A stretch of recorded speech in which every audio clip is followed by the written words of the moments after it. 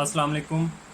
Research proposal में जो हमने नेक्स्ट टॉपिक डिस्कस करना है उसमें हम writing style and written language which is appropriate for an academic research proposal, ये हम इसको डिस्कस करेंगे।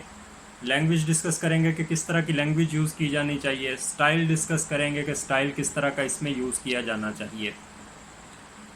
हम लैंग्वेज से स्टार्ट करेंगे कि किस तरह की लैंग्वेज यूज़ की जानी चाहिए। रिसर्च पेपर में जो लैंग्वेज यूज़ की जाती है वो नॉर्मल लैंग्वेज से हट के होती है। एवरेज लैंग्वेज यूज़ नहीं करनी। जिस तरह हम एसेज में इनफॉर्मल वेज भी यूज़ कर सकते हैं, इनफॉर्मल राइटिंग्स को भी यूज़ किया जा सकता है, लेकिन रिसर्च प्रपोजल्स के अंदर ऐसी लैंग्वेज को स्ट्रिक्टली प्रोहिबिट किया गया है। ऐसी लैंग्वेज से अवॉइड करना चाहिए। फॉर्मल वे में, डिसेंट वे में जो अपनी लैंग्वेज है उसको कन्वे करना चाहिए, अपना मैसेज कन्वे करना चाहिए। Such a language should be used which is free of mistakes and which sounds professional. Professional language use करनी चाहिए। इसके अलावा लॉन्ग सेंटेंसेस से अवॉइड करना चाहिए because they tend to create confusion among the readers. कुछ इसमें इंस्ट्रक्शंस हैं जिनको फॉलो करके एक अच्छी लैंग्वेज को यूज़ किया जा सकता है, जिनको हम वन बाय वन देखते हैं। स्टार्टिंग में हम इसको देखेंगे a formal and a professional tone. ऐसी टोन, ऐसा लहजा इस्तेमाल करना चाहिए जो प्रोफेशनल लगे और एक डिसेंट वे में हो, फॉर्मल वे में हो। इनफॉर्मल वे में ऐसी राइटिंग्स को नहीं लिखना चाहिए, ऐसी राइटिंग्स को नहीं यूज़ करना चाहिए। कीप द राइटिंग कंसिस्टेंसी होनी चाहिए। Sentence to sentence structure, word to word उसकी जो कोऑर्डिनेशन है, ये सारा कुछ कंसिस्टेंटली लेके चलना चाहिए। पैराग्राफ टू पैराग्राफ जो इसमें कोलैबोरेशन होगी वो इसमें मेंटेन रखनी चाहिए। इन सारी चीज़ों का ख्याल रखना चाहिए। जब आप नेक्स्ट कोई चैप्टर स्टार्ट कर रहे हैं तो उसमें पिछले चैप्टर को जहाँ पे कंप्लीट किया था उसको ब्रीफली समराइज़ कर देना, ये ज़्यादा बेटर होता है। कंसिस्टेंसी इसमें मेंटेन करना, सीक्वेंस मेंटेन करना, ये बहुत इंपॉर्टेंट होता है। देन इसमें करेक्ट यूज़ ऑफ टेंसेस आ जाता है। सेंटेंस स्ट्रक्चर, जो टेंसेस आप यूज़ कर रहे हैं उसमें मिस्टेक्स नहीं होनी चाहिए। ग्रामेटिकली करेक्ट लिखना ये ज़्यादा इम्पॉर्टेंट है और फ्री ऑफ मिस्टेक्स भी इसी बात के ऊपर ही डिपेंड करेगा कि जितना भी उसको अपने रिसर्च प्रपोजल को फ्री ऑफ मिस्टेक्स करना है उतना ही ज़्यादा ज़रूरी है कि अपना सेंटेंस स्ट्रक्चर या ग्रामेटिकल स्ट्रक्चर ठीक रखा जाए। जो फर्स्ट पर्सन प्रोनाउन है उससे अवॉइड करना चाहिए। आई वो इसे अवॉइड करना चाहिए। मी, माई सेल्फ, इन चीज़ों से अवॉइड करके लिखना चाहिए। ख़ुद को मुखातिब करके नहीं लिखना चाहिए। देन इसमें कंजंक्शंस का यूज़ आ जाता है। It is important to use the conjunctions carefully. Conjunctions में क्या आ जाता है? And, but, nor, or, yet, इस तरह के वर्ड्स जो होते हैं इनको केयरफुली यूज़ करना चाहिए क्योंकि इनसे सेंटेंसेस के दरमियान मेक और ब्रेक होती है। तो इनको केयरफुली यूज़ करने से भी जो रिसर्च प्रपोजल है उसको बेटर किया जा सकता है। अगर एक भी कंजंक्शन गलत यूज़ की जाए तो उसका इफ़ेक्ट नेक्स्ट सेंटेंस पे या नेक्स्ट पैराग्राफ पे या इसके ऊपर पड़ सकता है। उसके मीनिंग्स टोटली चेंज हो सकते हैं, तो इसका ख्याल रखना चाहिए। देन लास्टली लैंग्वेज में जो प्रूफ रीड करना वर्क को, कि लैंग्वेज क्या सही यूज़ की गई है, क्या मैंने सारी इंस्ट्रक्शंस को सही फॉलो किया है, इन सारी चीज़ों की प्रूफ रीडिंग करना ये भी लैंग्वेज के अंदर आ जाता है। ये भी लैंग्वेज के अंदर सिखाया जाता है कि किस तरह से चीज़ों को प्रूफ रीड करना है। तो इस चीज़ का ख्याल रखते हुए भी हम लैंग्वेज को ज़्यादा से ज़्यादा इफ़ेक्टिव बना सकते हैं। देन लैंग्वेज में एक और चीज़ का इसमें ख्याल रखना चाहिए कि फुल फॉर्म्स यूज़ की जानी चाहिए, ना कि कॉन्ट्रैक्शंस। फुल फॉर्म्स कैसे? जैसे डू नॉट लिखना चाहिए ना कि डोंट, हैज़ नॉट लिखना चाहिए ना कि हैज़ंट। इस तरह की कॉन्ट्रैक्शन से अवॉइड करते हुए फुल फॉर्म्स लिखना, ये भी लैंग्वेज को फर्दर ब्यूटिफाई करता है और ज़्यादा बेटर अंडरस्टैंडिंग के लिए भी ये लैंग्वेज के रूल्स में चीज़ आ जाती है। ये लैंग्वेज का पोर्शन था। देन जहाँ तक इसमें स्टाइल की बात है तो स्टाइल में जो भी एक रिसर्च राइटर होता है वो इस बात की कोशिश करता है कि उसका जो रिसर्च प्रपोजल है वो कंसाइज हो, प्रिसाइज हो, उसमें ऑब्जेक्टिविटी का एलिमेंट हो और परसुएसिवनेस हो उसके अंदर। इसकी जो फाइनल टच इसको दिया जाता है, जो इसकी फाइनल कॉपी होती है, उसके अंदर हेडिंग से अवॉइड करना चाहिए।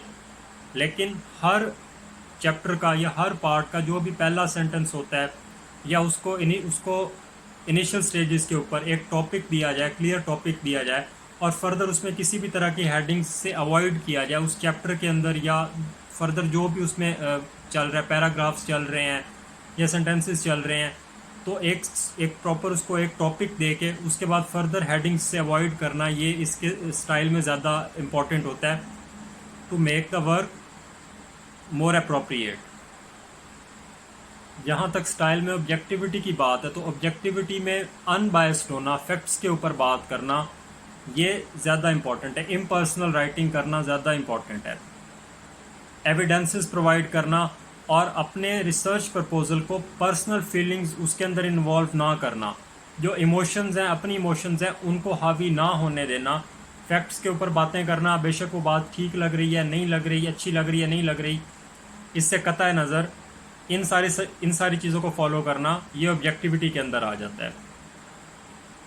देन लॉन्ग सेंटेंसेस को शॉर्ट सेंटेंसेस में ब्रेक करना, पंक्चुएशंस का प्रॉपर यूज़ करना, सही इस्तेमाल करना, इन सारी चीज़ों से भी इफ़ेक्ट पड़ता है। ये सारी चीज़ें स्टाइल के अंदर आ जाती हैं।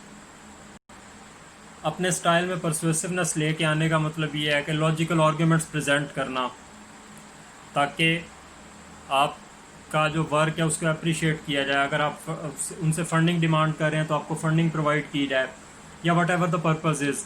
लॉजिकल आर्ग्यूमेंट्स के थ्रू ही अगले बंदे को परसुएड किया जा सकता है। तो ये भी परसुएड करना आना, अगले बंदे को अपनी बात पे कन्विंस करना आना, ये भी स्टाइल के अंदर आ जाता है।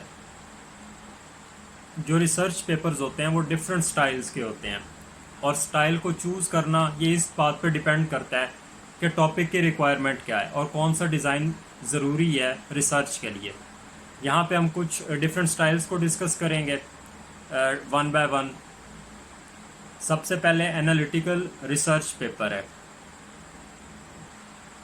जो कि एक सब्जेक्ट के ऊपर डिफरेंट जो पॉइंट ऑफ व्यूज़ होते हैं उनको डिस्क्राइब करता है, और जो हमारा कंक्लूजन होता है, जो हमारा एंड रिज़ल्ट होता है, वो इस बात पे डिपेंड करता है कि हमें जो इन्फॉर्मेशन प्रोवाइड की गई थी उसके एनालिसिस से हमने क्या निकाला है।